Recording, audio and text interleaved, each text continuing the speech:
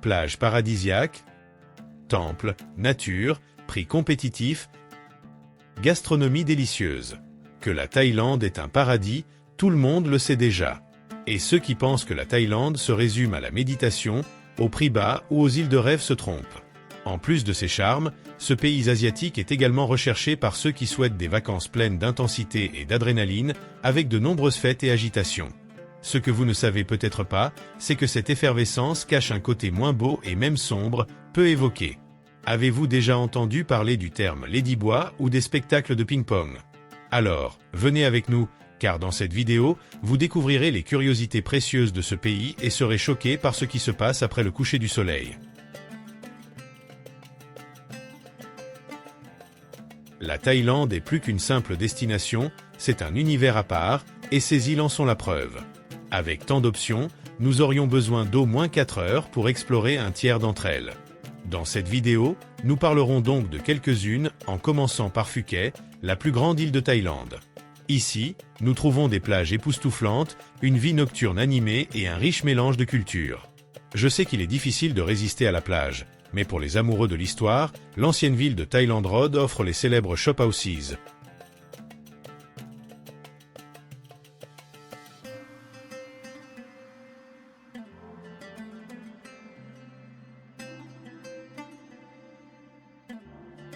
Nous ne pourrions pas oublier le musée Thai Hoa, situé dans une propriété des années 30, qui présente des expositions captivantes sur la culture et l'histoire de Phuket. Donc, pour ceux qui ne sont pas amoureux de la plage, il y a de nombreuses histoires fascinantes à découvrir dans la ville également.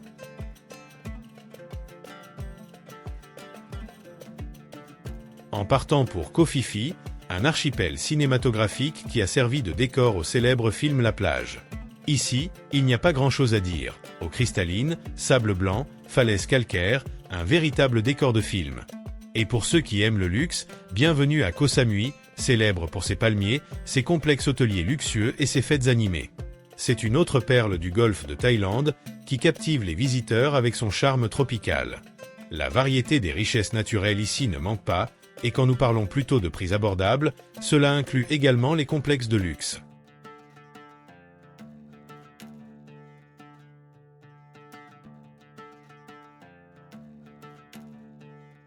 Et ce n'est pas seulement l'heure qui change, la langue, les couleurs vives, les arômes exotiques, la dévotion religieuse et les coutumes locales peuvent provoquer un choc culturel.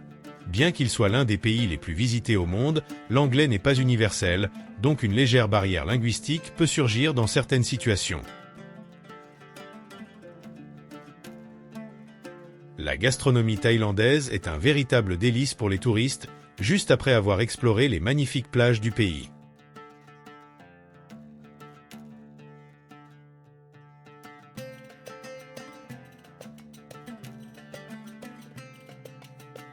Les plats typiques sont mondialement reconnus pour équilibrer des saveurs telles que le doux, le salé, l'acide, l'amer et le piquant, tout dans le même plat.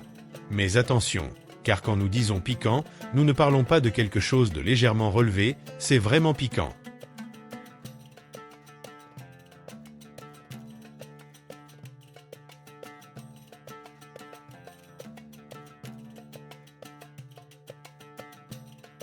Prenons un exemple. Le pad thai, considéré comme le plat national thaïlandais, consiste en des nouilles de riz, une pâte longue et fine, mélangée dans un wok chaud avec des pousses de soja, des crevettes, des œufs et des oignons, assaisonnés de sauce soja, de sucre et de piment. À la fin, une garniture de cacahuètes concassées est ajoutée pour une touche spéciale.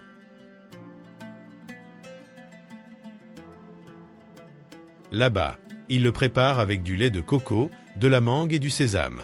Maintenant, pour les aventuriers culinaires, la Thaïlande offre une expérience exotique avec des insectes, comme des grillons, des sauterelles et même de grands coléoptères. Ces petites gourmandises arrivent croustillantes et légèrement salées, attirant l'attention de nombreux touristes. Vous vous souvenez que nous avons parlé de couleurs vibrantes? Dans ce pays, les rues sont remplies de taxis aux teintes vives. Il y en a pour tous les goûts. Bleu, rose, jaune, vert et blanc, il ne manque pas de couleurs. Contrastant bien sûr avec les moines en orange traditionnels et les temples dorés. Le bouddhisme en Thaïlande n'est pas seulement une religion, c'est un mode de vie et les traditions sont soigneusement préservées. Les Thaïlandais valorisent la liberté et le respect des autres grâce au bouddhisme qui est suivi par 95% de la population. Les majestueux temples sont présents à chaque coin de rue, avec plus de 400 dispersés dans la capitale thaïlandaise. 3 d'entre eux sont particulièrement célèbres, attirant des visiteurs du monde entier.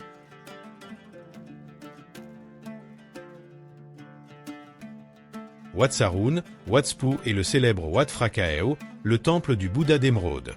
La branche du bouddhisme la plus suivie en Thaïlande croit en le potentiel humain pour atteindre un état de paix complète et de liberté, guidé par la devise « Soyez heureux, restez sereins et appréciez ce que la vie offre ».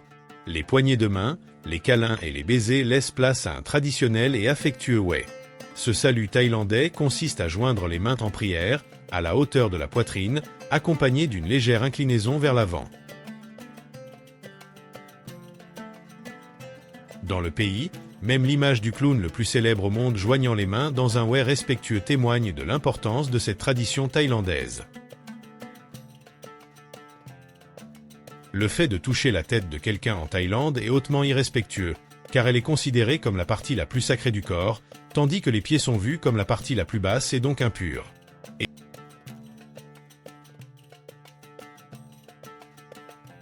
Et si les pieds n'ont pas la meilleure réputation, imaginez les chaussures. Par conséquent, en entrant dans des temples ou des maisons locales, la tradition exige que les chaussures soient retirées, rien de très différent d'autres cultures asiatiques comme le Japon ou la Corée. Mais il y a une nuance.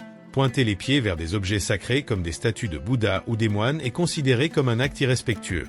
Et dit cela, vous savez maintenant pourquoi ils préfèrent les sandales ou les tongs qui peuvent être facilement retirés. Un autre fait curieux est qu'ils sourient toujours. Les sourires sincères, la disposition à aider et le bonheur contagieux sont des caractéristiques marquantes de ce peuple extraordinaire. En Thaïlande, la joie est une part intégrante de la culture, se reflétant dans tous les aspects de la vie. Ils prennent au sérieux le concept de Sanuki, qui est essentiellement synonyme de plaisir, et cela inclut même le travail. En tenant compte de tout cela, qui ne sourirait pas dans un tel endroit ? Une bonne nourriture, la paix de l'esprit, la richesse, des cultures et de magnifiques plages. Ce n'est pas pour rien que la Thaïlande est connue comme le pays du sourire. Mais si vous n'êtes pas du genre à manger, prier et nager, la Thaïlande abrite des fêtes, des bars et des clubs, où les touristes s'amusent avec beaucoup d'alcool. La Full Moon Party, la fête de la pleine lune, est mise en avant comme l'une des fêtes les plus célèbres de Thaïlande, étant la fête la plus renommée du pays. Organisé pendant les nuits de pleine lune et rythmé par de la musique électronique, cet événement attire des dizaines de milliers de touristes sur les belles plages de Koh Phangan, l'une des îles les plus charmantes de la région. La fête continue jusqu'à l'aube et pendant la nuit, le public se livre à un rythme d'excès avec beaucoup de monde, beaucoup de boissons et beaucoup d'agitation.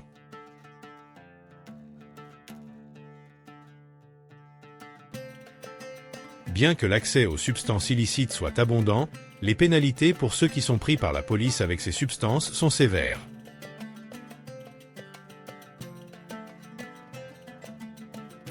Alors que la France trinque avec ses vins et le Mexique célèbre avec la tequila, la Thaïlande anime ses fêtes avec des seaux de rhum. Oui, dans ce pays asiatique, les clubs fréquentés par les touristes proposent un mélange puissant, comprenant une bouteille de Sansom, un rhum thaïlandais populaire et énergique, le tout versé dans des seaux d'environ 1 litre, consommés avec des pailles tout au long de la nuit.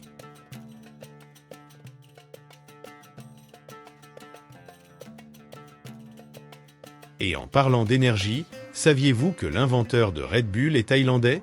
Oui, c'est vrai.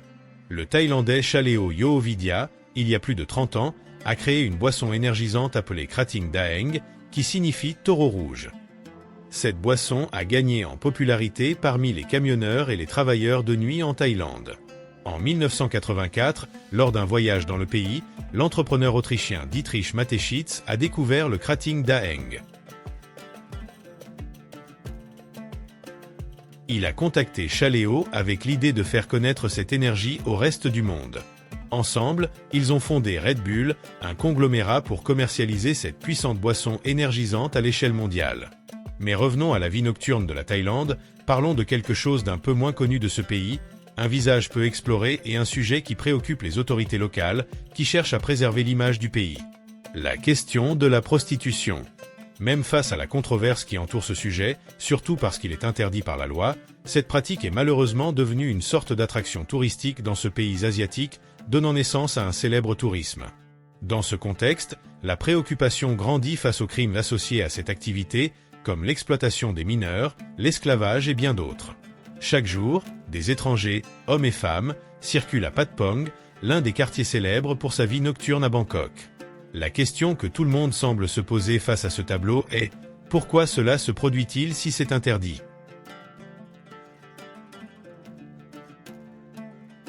La réponse est un peu complexe. C'est une pratique traditionnelle en Thaïlande, avec au moins 6 siècles d'histoire, bien qu'elle ne soit pas socialement acceptée.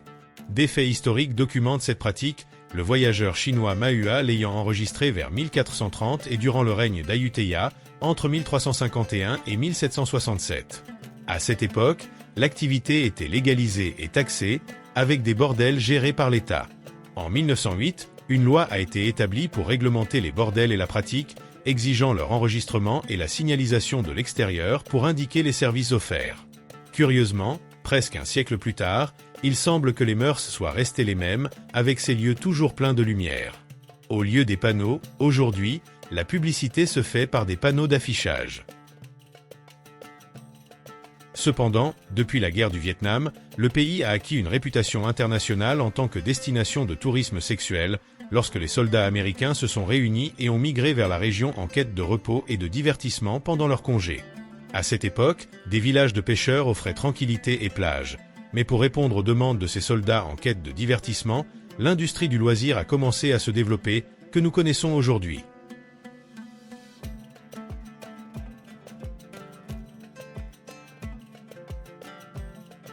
La situation a changé en 1960, lorsqu'une nouvelle loi a tenté d'interdire officiellement la pratique, imposant des amendes et des peines de prison aux contrevenants.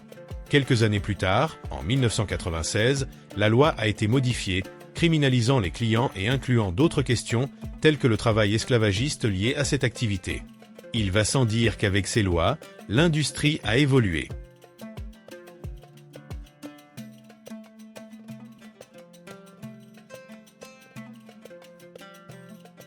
Aujourd'hui, ces lieux sont connus sous le nom de salons de massage, de services de réception et de bars de divertissement, c'est-à-dire une pure façade et bénéficient d'un large soutien politique.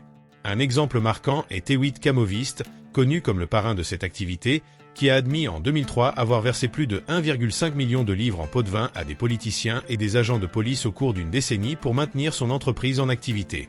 La ville de Pattaya, située à 140 km de Bangkok, en est un exemple. Connue comme la Sin City thaïlandaise ou la Sodome et Gomorrhe moderne, elle est aujourd'hui la capitale du sexe en Thaïlande. De nombreux voyageurs se rendent dans cette région pour assister au célèbre spectacle de ping-pong, des exhibitions de pomporisme où des femmes font apparaître des choses inimaginables, comme des poissons dorés, des canaris, et même en tirant des balles de ping-pong, défiant les clients de les renvoyer avec une raquette. Et ce n'est que le début. Les prouesses particulières que ces femmes réalisent sont variées. Lancer des gardes, ouvrir des bouteilles, éteindre des bougies, parmi d'autres compétences. Rien qu'en 2018, la ville a accueilli environ 1 million de visiteurs en quête de ces services. Encore plus sombres que ces chiffres sont les récits de touristes qui mettent fin à leur jour en visitant le pays. Généralement retraités, divorcés ou veufs, ils recherchent amour et compagnie en échange d'argent. Cependant, ils se font souvent duper par des femmes thaïlandaises et se retrouvent sans ressources. Pour certains de ces hommes, la fin de la vie devient l'option choisie. Les soi-disant ladyboys sont très recherchés. Les spectacles et services offerts par eux sont divers. Et si vous vous demandez ce qu'est un ladyboy, laissez-nous vous expliquer. Ladyboy est la traduction anglaise non littérale de kate, un terme thaïlandais qui désigne des individus transgères, souvent qualifiés de femmes trans, mais peut également inclure des hommes gays efféminés.